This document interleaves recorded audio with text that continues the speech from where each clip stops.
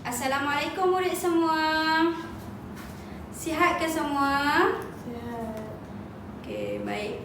Dah bersedia ke untuk kelas hari ini? Cikgu tak nak kamu lengah-lengahkan masa lagi. Cikgu ingin cepat-cepatkan masa supaya kamu dapat apa yang ingin cikgu terangkan pada hari ini. Okey, bersedia semua? Semua pandang ke hadapan. Semua letak tangan atas meja dan duduk dalam keadaan sedia. Boleh faham? Boleh. Okey, baik. Hari ini cikgu nak tunjuk kamu gambar flashcard lah. Lepas tu cikgu nak kamu teka apa kaitan gambar tu dengan pengajaran hari ini. Okey, dah bersedia dah? Baik. Yang pertama, okey, ni adalah gambaran apa? Okey. Sawah padi. Berkaitan apa sawah padi ni? Apa sawah padi ni? Sawah padi ditanam di tempat apa? Cepat, sawah padi ditanam di tempat apa? Tanah pamah. Okey, seterusnya ini adalah apa? Cepat, apa ni? Bentuk apa ni? Tanah tinggi. Oh, ni dekat mana ni? Kamera Highland. Okey, seterusnya ni apa ni? Gambaran untuk apa ni? Pinggiran. Pinggiran? Apa tu pinggiran? Bukan, apa ni? Saliran. Okey. Seterusnya ni? Pinggir laut. Okey, betul. Pinggir laut adalah dekat tepi pantai. Yang pertama sawah padi. Sawah padi ditanam di tanah pamah. Kedua adalah bukit bukau. Bukit bukau adalah berkaitan tanah tinggi. Nampak ni kan? Okey. So, ini adalah pinggir laut, pantai kan? So, ni pinggir laut. Dan ini adalah sungai. Sungai adalah sistem saliran. Boleh faham? Ini adalah bentuk muka bumi yang terdapat di Malaysia. Bermakna di Malaysia mempunyai 4 bentuk muka bumi. Yang pertama adalah tanah pamah. Dan yang kedua adalah tanah tinggi. Ketiga adalah pinggir laut. Dan keempat adalah saliran. Keempat-empat bentuk muka bumi ini mempunyai kepentingannya tersendiri. Okey, sekejap lagi cikgu akan terangkan apakah bentuk kepentingan keempat-empat bentuk muka bumi yang kita belajar pada hari ini. Boleh faham dah tanah pamah? Kamu pernah tak pergi kat mana tanah pamah? Tanah pamah adalah tempat tinggal kamu sekarang. Okey, seterusnya pernah tak pergi dekat ni, mana dah Bukit Tinggi? Mesti pernah pergi tanah tinggi kan? Okey, seterusnya mesti pernah pergi pinggir laut kan? Dan pernah tak pergi mandi sungai? Itu adalah sistem saliran. Ini adalah keempat-empat bentuk muka bumi yang terdapat di Malaysia. Boleh faham semua? Faham. Ke cikgu laju sangat? Sikit lah lagi. Okey, cikgu slow semua. Sorry ya, minta maaf. Okey, slow. Yang pertama adalah gambaran berkaitan tanah pamah. Dan yang kedua adalah berkaitan bentuk tanah tinggi. Ketiga adalah pinggir laut. Dan keempat adalah sistem saliran.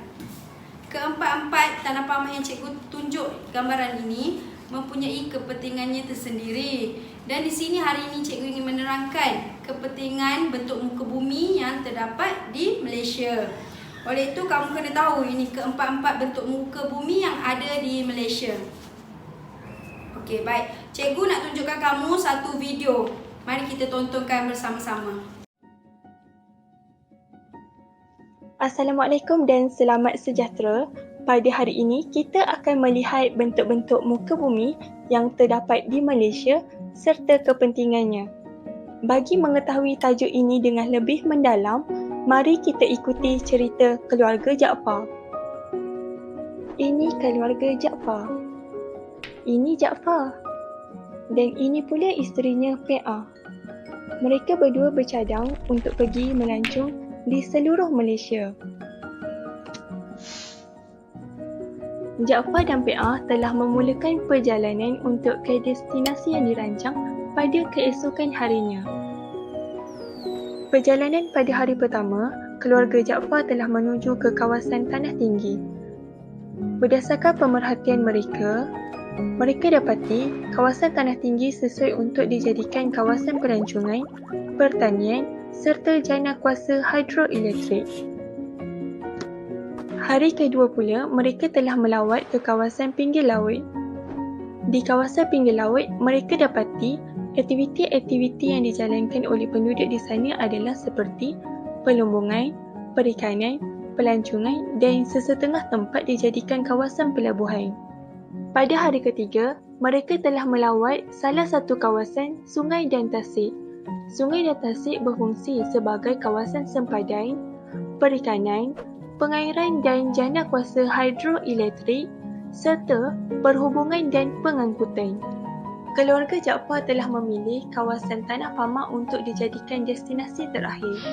Daripada pemerhatian mereka, mereka dapati kawasan ini sesuai untuk dijadikan kawasan pertanian, pertempatan, industri dan perdagangan serta perhubungan dan pengangkutan. Mereka telah melakukan perjalanan pulang pada keesokan harinya.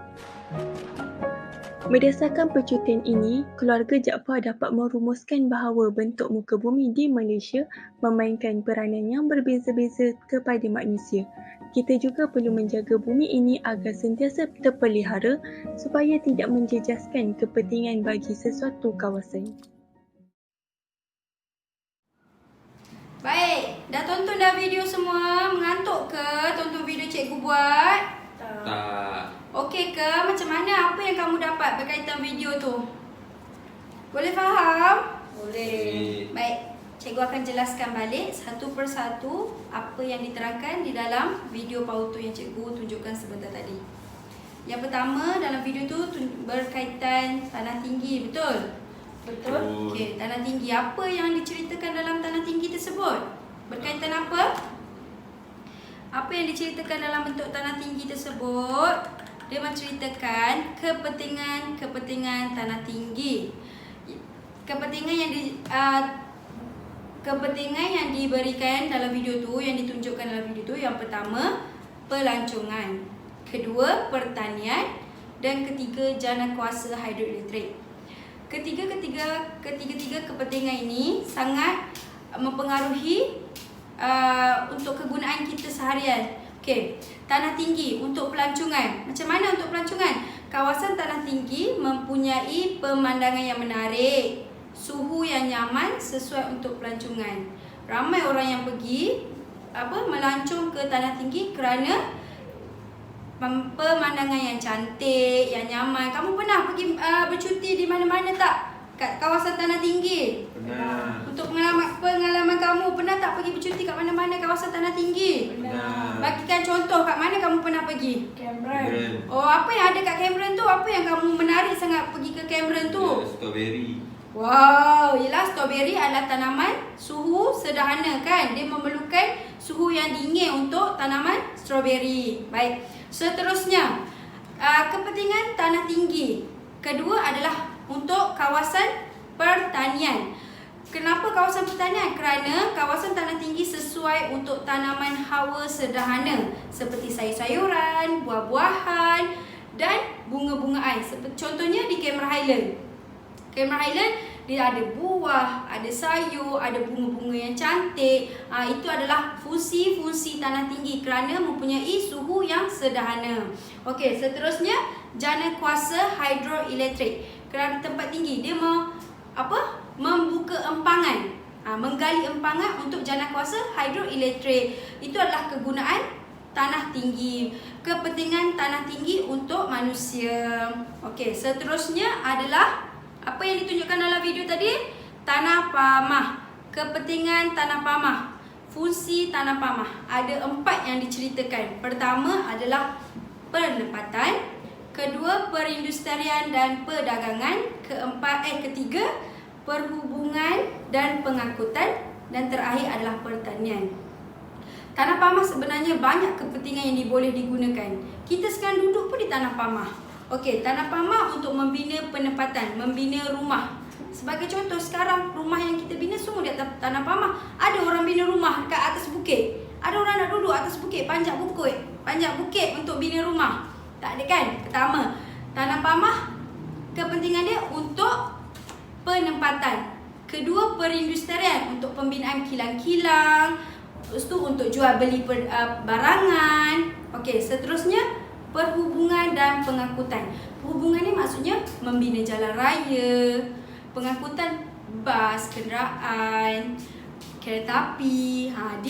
Dibina ataupun dibina di atas tanah pamah. Seterusnya pertanian. Pertanian of course lah, banyak pertanian-pertanian yang harus dibina di atas tanah pamah. Artinya getah, kelapa sawit dan berbagai-bagai lagi. Okey, seterusnya pinggir laut. Pinggir laut. Apa fungsi pinggir laut? Kepentingan pinggir laut. Apakah kepentingan pinggir laut? Pinggir laut, okey, laut air mestilah perikanan. Lepas tu pelancongan, pelombongan dan pelabuhan. Antara kawasan perikanan utama di Malaysia, apa dia? Penang Port. Apa tu? Perikanan yang terbesar, contohnya di mana? Pelabuhan Kelang. Pelabuhan Kelang tu adalah pelabuhan. Tak apalah, nanti cikgu tunjukkan di slide yang seterusnya. Okey, seterusnya adalah pelancongan. Pelancongan seperti pantai yang kamu pergi melancong, menghirup udara yang segar. Seterusnya pelombongan. Macam pelombongan gas minyak di Terengganu. Itu adalah salah satu kepentingan pinggir laut. Seterusnya pelabuhan. Pelabuhan kawasan pinggir laut berteluk dan terlindung daripada tiupan angin kencang sesuai dijadikan tapak pelabuhan. Okey, boleh faham? Berapa kepentingan di pinggir laut? Ada 4. Pertama, perikanan, pelancongan, pelombongan dan pelabuhan. Kamu kena ingat ni, sekejap lagi cikgu ada aktiviti untuk kamu jalankan. Okey, seterusnya yang terakhir, kepentingan bentuk muka bumi yang terakhir adalah saliran sungai. Kepentingan dia pertama adalah untuk sempadan. Sungai di Malaysia berfungsi sebagai sempadan antarabangsa dan sempadan negeri. Kat mana sempadan yang kamu tahu? Salah contohnya kalau antarabangsa di Sungai Golok. Tahu Sungai Golok di Perlis sana, dia adalah sempadan antara Malaysia dan Thailand. Dan kalau sempadan sungai di antara Malaysia, Sungai Pahang, sempadan antara negeri Terengganu, Perak, Pahang. Sebab Pahang di tengah-tengah, so sungai yang mengaliri, pernah dengar Sungai Pahang. Sungai Pahang itu adalah sempadan antara negeri lain. Seterusnya perikanan. Sungai dan tasik penting untuk kegiatan peternakan dan penangkapan ikan air tawar. Contohnya macam pernah makan ikan patin, pernah pergi Pahang, cikgu orang Pahang. So cikgu relatekan dengan Pahang lah. Okey. Di Pahang adanya sangkar untuk ikan patin. Itu adalah sumber perikanan untuk menternak ikan air tawar. Pernah dengar, pernah makan ikan patin? Pernah. Okey, sedap kan? Cikgu orang Pahang. Okey, seterusnya yang terakhir, perhubungan dan pengangkutan. Zaman dahulu, sungai ni dijadikan sebagai perhubungan ataupun pengangkutan untuk mengangkut kayu-kayu balak yang diorang dulu kan tak ada jalan raya semua. So, diorang menggunakan sungai, mereka menggunakan sungai untuk membawa kayu-kayu balak yang di dalam hutan tu untuk dibawa ke kilang untuk diproses. Boleh faham semua? Boleh. Kepentingan bentuk muka bumi. Tanah pamah, pinggir laut, tanah tinggi dan saliran. Kamu kena ingat ni, nanti cikgu soal, apakah kepentingan bentuk muka bumi yang kamu tahu. Okey, dah bersedia? Sudah. Okey, jom kita cikgu bagi kamu masa 3 minit untuk kamu mencatat nota apa yang cikgu berikan. Okey, boleh? Cikgu bagi kamu masa 3 minit. Okey, baik. Cikgu nak jalankan satu aktiviti untuk kamu. Kamu mengantuk kan semua? Ya. Okey, sini. Baik, cikgu nak kamu jalankan satu aktiviti bagi kamu fresh dan ingat apa pengajaran hari ni. Tak bagi kamu mengantuk, bagi kamu happy-happy belajar dengan cikgu. Jangan mengantuk, jangan bosan tau. Cikgu tak nak kamu bosan, cikgu nak kamu faham apa pengajaran hari ni. Kita main-main juga tapi kita faham apa yang kita belajar hari ni. Baik, aktiviti cikgu hari ni adalah gallery walk. Tahu macam mana gallery walk? Okey, baik. Okey, sekarang ni kamu ada berapa orang? 25 kan?